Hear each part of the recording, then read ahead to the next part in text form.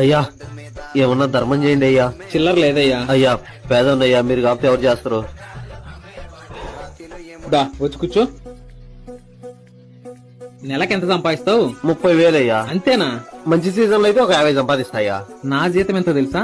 నెలకి 20,000. దాంట్లో ఇంటి రెంట్ 8,000 పోద్ది. ఇంకాడికి ఎంత ఉన్నట్టు? 12,000 అయ్యా. దాంట్లో టీవీ రీఛార్జ్ కి, సెల్లు రీఛార్జ్ కి, గ్యాస్ బిల్లుకి ఒక 2,000 పోద్ది. ఇంకాడికి ఎంత ఉన్నట్టు? 10,000 అయ్యా. దాంట్లో తినడానికి, కరెంటు బిల్లుకి, ఇంటి ఖర్చులకి ఇవన్నీ ఒక 4,000 పోతాయి. 6,000 అయ్యా. ఒక 4,000 మైన ఈఎంఐలు కడతానా. ఇంకాడికి ఎంత ఉన్నట్టు? 2,000 అయ్యా. నేను ప్రతిరోజు బండ్లో ఆఫీస్కి పోవడానికి పెట్రోల్ ఖర్చు ఒక 2,000. ఇంక నా దగ్గర ఎంత మిగులుతుంది? ఇంకేముంటది బొక్క. ఇప్పుడు చెప్పు, నువ్వు పేదోడివా నేను పేదోడ్నా? మీరే అయ్యా. మరి ఎంతో కొంత ఇస్తే నేను పోయి టిఫిన్ చేసొస్తా.